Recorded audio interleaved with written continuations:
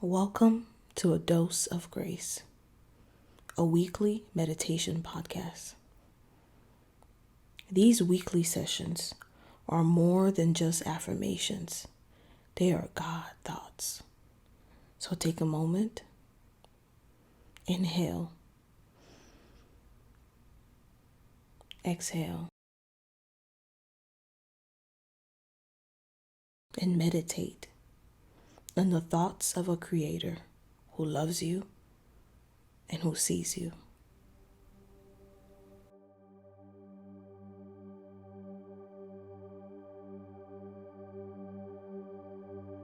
To the inner child who uses anger to protect themselves. Your anger is a shelter and it's a cage. Enclosed in its arms and trapped behind its bars are your hurt, your fear of being taken advantage of, your desire to be seen and loved, your fear of rejection, and your desire to connect with others. I see the way you protect yourself and the way you try to protect those you love. Your mind has been trained to address any emotional threat with anger. Life is a constant war, and you are the lone soldier left to defend yourself and others from all enemies. But it's lonely, isn't it? Always fighting, always alert to every noise, every potential threat, looking around, unable to fully rest. Any peace feels temporary. There's always another battle around the corner. Sometimes anger can be explosive. If you're someone who tends to explode, it can feel empowering to watch something get destroyed because of your sheer will. See, that thing was trying to take you down, and you took back control. But the explosions are blinding and disorienting sometimes. And you look back at the damage and you resent the target of your anger and yourself. You want to be seen and understood without having to fight. But you keep coming back to this belief that the only time people will really listen to me is if I fight them. Anger is not always explosive. Sometimes it sits inside you and builds up until you implode. Imploding is similar to exploding, except all the damage you feel is internal.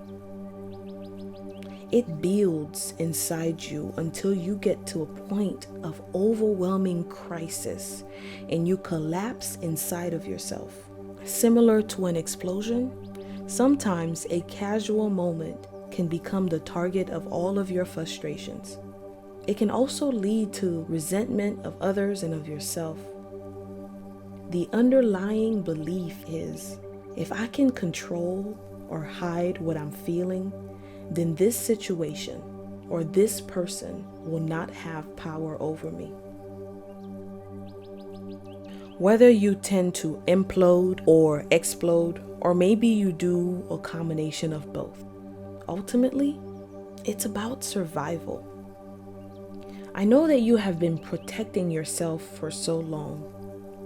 Even though you see the patterns, you don't quite know how else to address it. Whenever you have tried to do other things, it was temporary. And eventually, it always led back to this pattern. Now, you might think I'm going to tell you to stop protecting yourself or to stop being angry, but I'm not. Instead, I want to acknowledge your fierceness and your intense love. The truth is, anger is a protective feeling.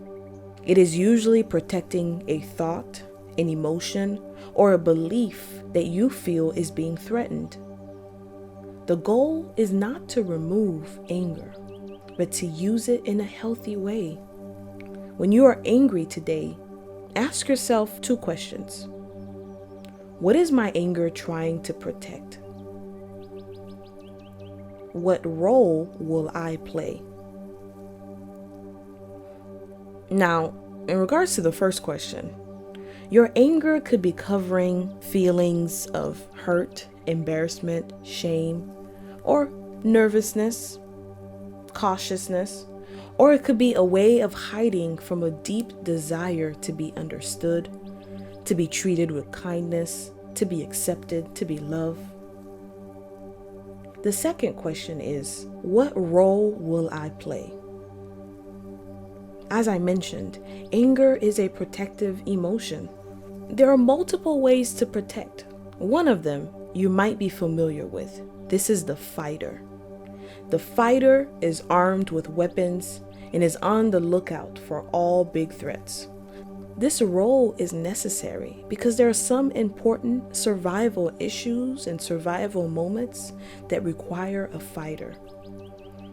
But there are 3 more roles that might be more appropriate.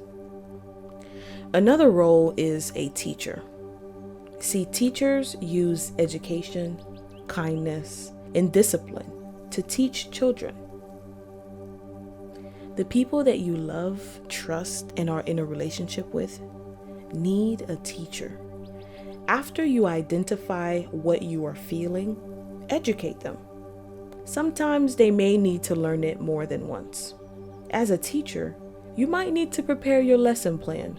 That might require you to remove yourself from the situation before you can talk about it. And that's okay. Another role is an engineer.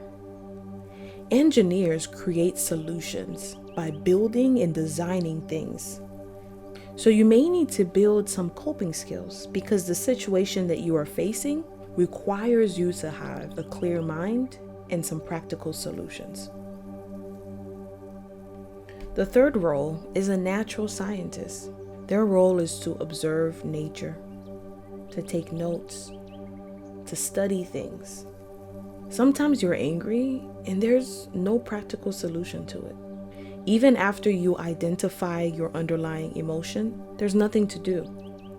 As a natural scientist, the goal is not to control, to capture, or to fight. Your goal is to observe, take note, and release. See, your observations may be helpful later when you step into the role as a fighter, as a teacher, or as an engineer. But for now, give yourself the permission to feel your anger and release it. That may mean that you have to do something else to feel good in order to release it. And that's okay. Not all anger leads to a solution.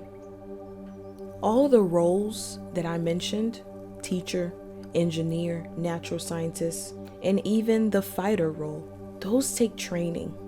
Each of them have their own specialized types of training that is necessary. So it's okay if you need therapy, if you need additional tools to help you learn how to operate in these different roles. As you learn to navigate in different roles to protect yourself, your anger will operate the way it's supposed to protect your inner child instead of imprisoning it. Thank you for joining me. I'm your host, Grace, and this was a dose of grace. See you next week. Thank you for listening to this week's episode. Please download our app and subscribe to us on YouTube. Our YouTube page is called My Black Therapy TV. You can also find us on Facebook under My Black Therapy LLC and our Instagram, which is @official My Black Therapy. You can also support us on Patreon just by searching My Black Therapy. Or going to patreon.com/My Black Therapy.